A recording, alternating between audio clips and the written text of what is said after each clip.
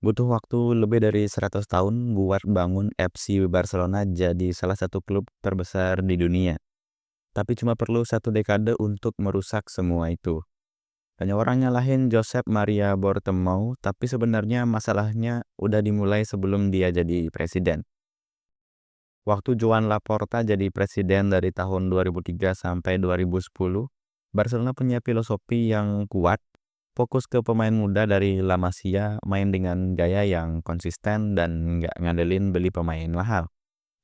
Klub ini juga punya prinsip, contohnya mereka nggak pernah pakai sponsor di jersey mereka selama sekitar lebih dari 100 tahun, dan baru tahun 2006 mereka pasang logo UNICEF di jersey mereka. Nah, dan itu pun mereka yang nyumbang ke UNICEF, bukan UNICEF yang mensponsori Barcelona. Tapi semuanya berubah ketika Sandro Rosell jadi presiden di tahun 2010. Dia mulai memperlakukan klub sebagai bisnis, bukan cuma sebagai tim sepak bola semata. Tahun 2011, sponsor Qatar Foundation masuk dan logo UNICEF dipindah ke belakang jersey. Klub pun mulai mengutamakan pemasukan dari sponsor. Nah, lalu ada transfer Neymar di tahun 2013 yang awalnya diumumkan seharga 57 juta euro, tapi ternyata totalnya adalah 86 juta euro, termasuk bayaran ke keluarganya Neymar waktu itu. Nah, ini sempat jadi masalah hukum dan bikin Sandro Rosell mundur dari kepresidenan Barcelona. Nah, setelah itu Josep Maria Bartomeu naik jadi presiden. Banyak yang berharap dia bisa memperbaiki keadaannya, tapi justru malah membuatnya tambah parah. Di awal masa jabatannya, Barcelona memang sukses sih. Tahun 2015, mereka juara Liga Champions, juara La Liga, dan juara Copa del Rey juga. Tapi setelah itu, keputusan-keputusan yang diambil mulai merugikan klub Barcelona itu sendiri. Uang dari kesuksesan itu nggak dikelola dengan baik. Mereka malah beli pemain mahal tanpa perencanaan yang jelas. Kemudian setelah Neymar pindah ke PSG di tahun 2017 dengan nilai 222 juta euro, Barcelona langsung belanja besar-besaran. Mereka beli Ousmane Dembele seharga 105 juta euro lebih. Lalu Philippe Coutinho seharga 160 juta euro, tapi dua-duanya nggak bisa tampil maksimal sesuai harapan dari supporter.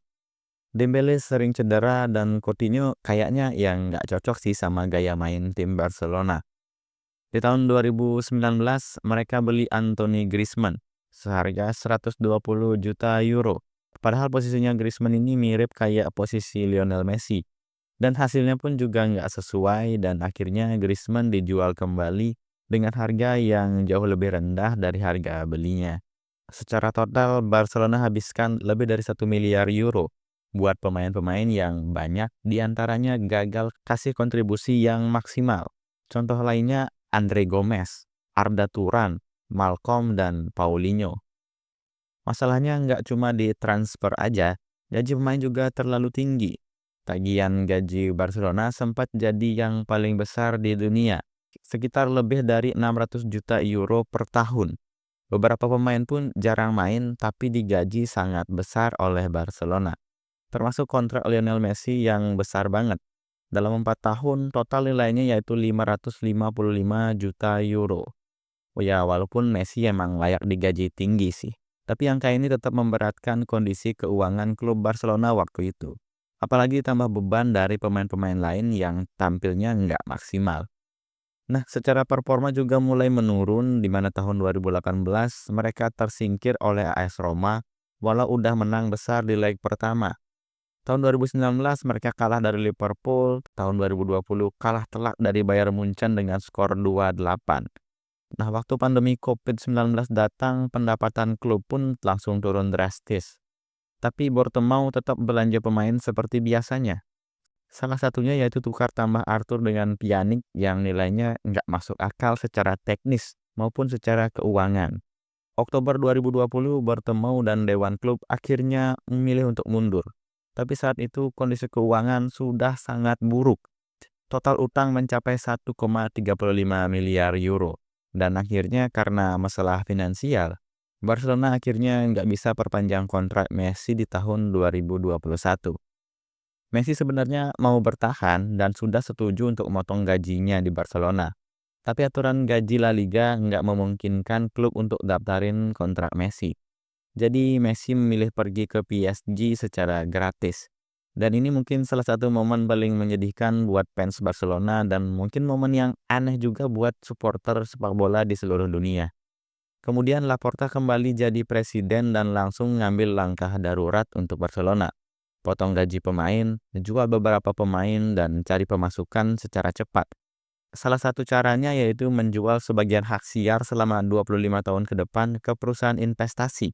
Dan dari situ mereka dapat uang cash untuk bayar utang jangka pendek dan untuk mendaftarkan pemain baru mereka. Nah, Laporta juga mulai kembali mengambil filosofi lama Barcelona, yaitu memberi tempat buat pemain muda dari akademi. Pemain kayak Pedri, Gavi, Ansu Fati, Lamine Yamal mulai jadi bagian penting dari tim Barcelona. Barcelona juga dapat sponsor baru yaitu Spotify. Stadion mereka sekarang bernama Spotify Camp Nou. Ini jadi pemasukan tambahan yang penting juga untuk Barcelona. Dan dalam 2 tahun, Barcelona kembali juara La Liga di tahun 2023. Tapi masalahnya belum sepenuhnya selesai. Utang mereka masih besar, dan beberapa keputusan finansial jangka panjang pun masih bisa berdampak ke depannya. Dan sekarang Hansi Flick jadi pelatih Barcelona, dan ada harapan tim ini bisa jadi lebih stabil, tapi yang pasti, pelajaran dari 1 dekade terakhir cukup jelas, yaitu klub sebesar Barcelona pun bisa jatuh kalau manajemennya salah urus. Dan untuk memperbaiki semuanya tentu nggak bisa dilakukan dengan cara cepat. Butuh proses yang cukup panjang. Nah, mungkin itu sekian video kali ini. Jika ada yang salah, tolong koreksi di kolom komentar. Dan jika kalian suka, tolong like video ini, subscribe channel ini, dan sampai jumpa di video berikutnya.